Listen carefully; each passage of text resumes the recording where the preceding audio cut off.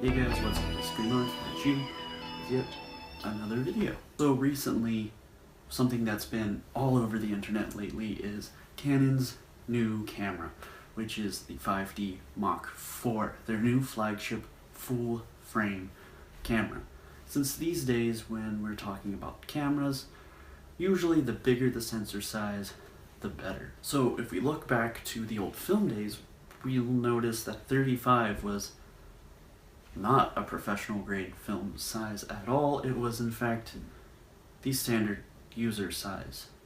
In fact, my first camera that I ever owned was 35 millimeters, and it was a Kodak point and shoot. So in the term of cameras, 35 millimeters is pretty small. But you know, since obviously bigger is better when it comes to these things, this then should be far superior. This is the FujiFilm Instax Mini 8 camera. It's based off of like the old Polaroid instant cameras. If anyone knows what I'm talking about, my parents actually had one when I was a kid, but we only really played around with it. It was even obsolete by the time that I was old enough to recognize what a camera was. But this actually has bigger film than the 5D Mark IV's sensor. In fact, if I did my math right, this essentially has a 77 millimeter sensor. That's about 2.2 times larger than what's in the Canon 5D Mark IV. Okay, now by this point, you want to know what kind of specifications this thing has, right? Well, it's actually really simple. What we have here is a basically completely automatic unit you can't change the shutter speed of, which is something that absolutely drives me nuts. We have a fixed shutter speed of 1/60th second. I wish there was at least like, I don't know, 4 or 5 options to change the shutter speed. That would be amazing. Maybe a tripod mount and an option to do like extended exposures. That would be amazing, even if it was only like 5 seconds. We have a prime lens permanently attached to the front of it. It is 60 millimeters.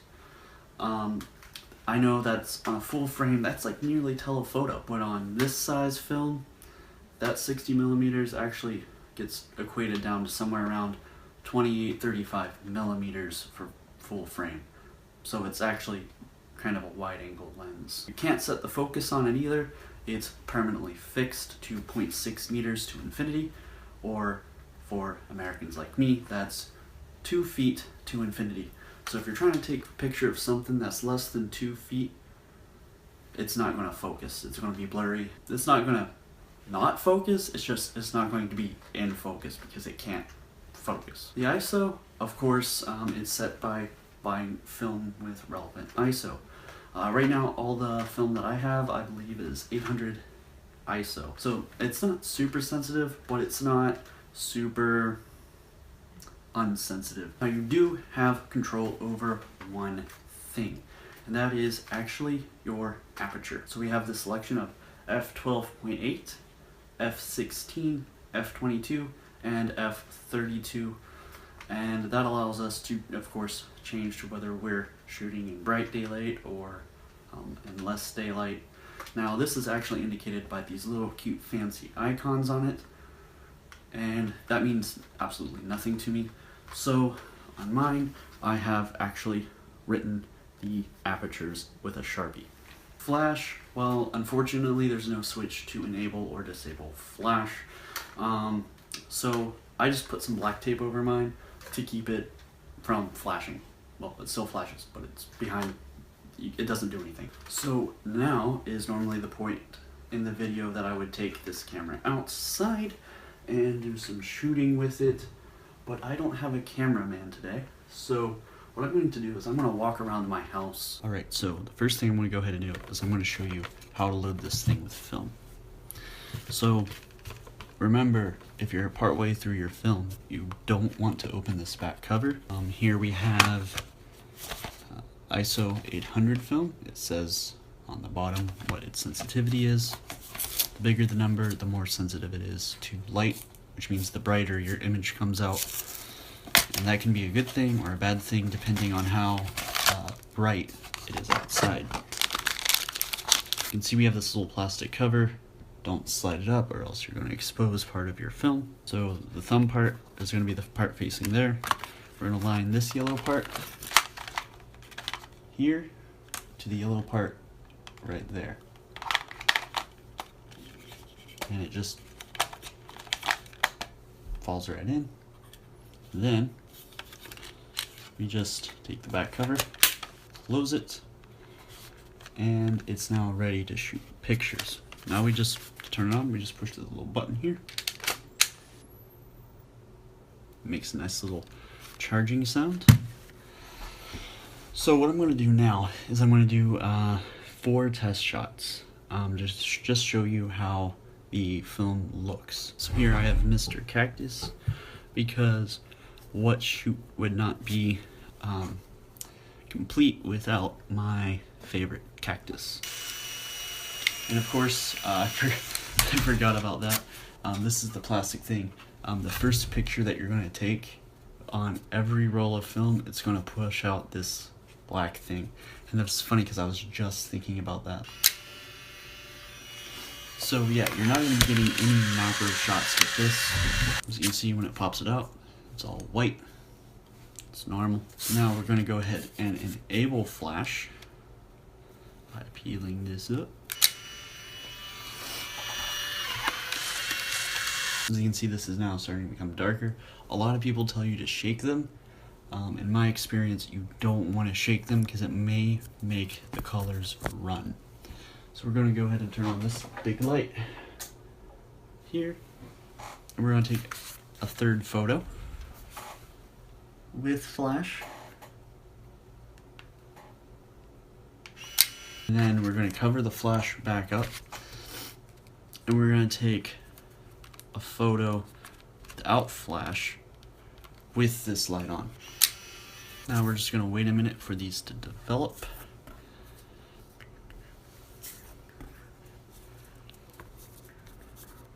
Okay, so now I've had time to let these pictures fully develop, so let's go ahead and take a look at them.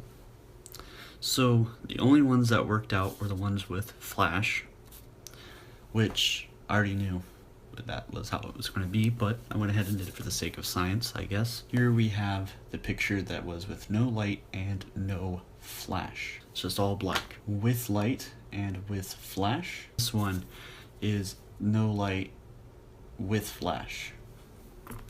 And then this one is with light, no flash, because we're indoors. For this camera's super high aperture, you really actually need quite a bit of light to get these to develop without flash. So obviously in a situation like this right here, that this camera is having no difficulty with its APS-C sensor, these obviously are having some difficulty without flash.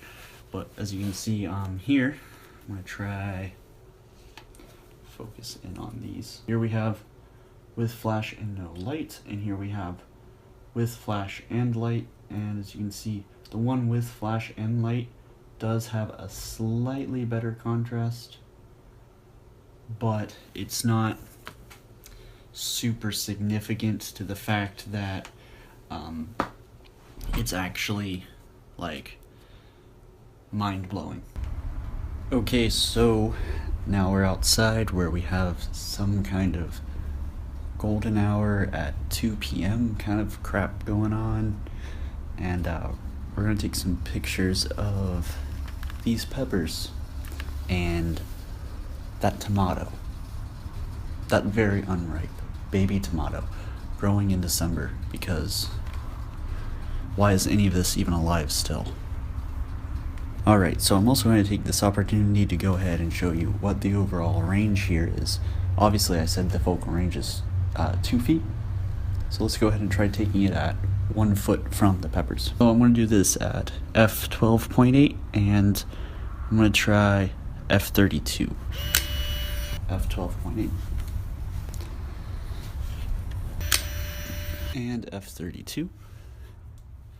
Alright, so let's go ahead and move back and do the same thing.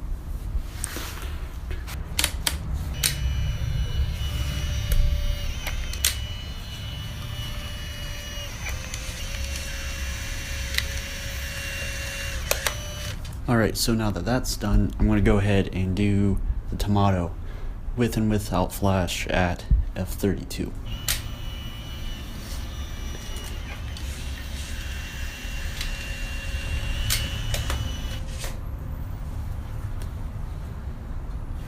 Alright, so now it is obviously time to go ahead and review the pictures that we have taken. The ones that we took at 1 foot actually turned out better than I thought they did.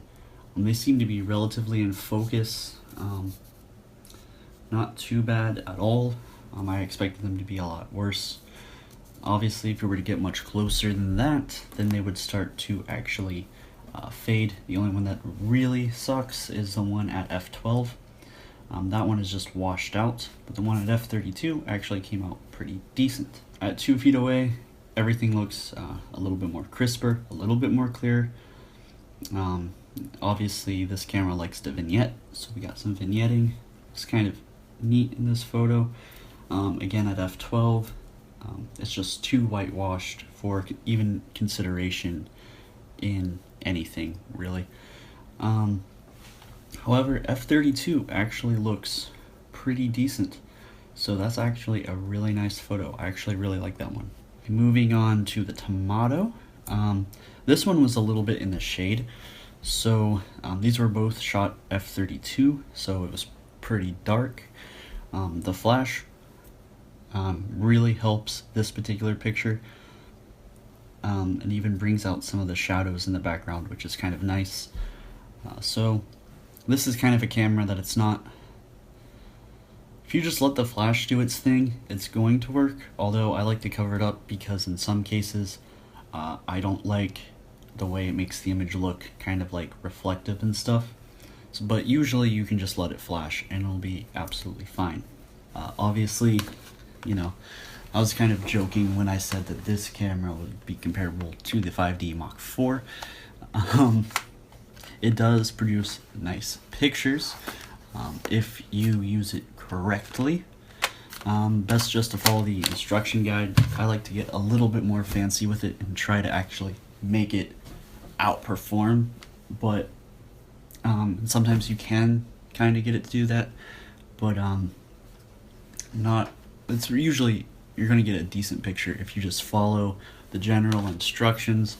Set this to whatever it says to set it to, and it'll usually be pretty good. So yeah, it's not bad.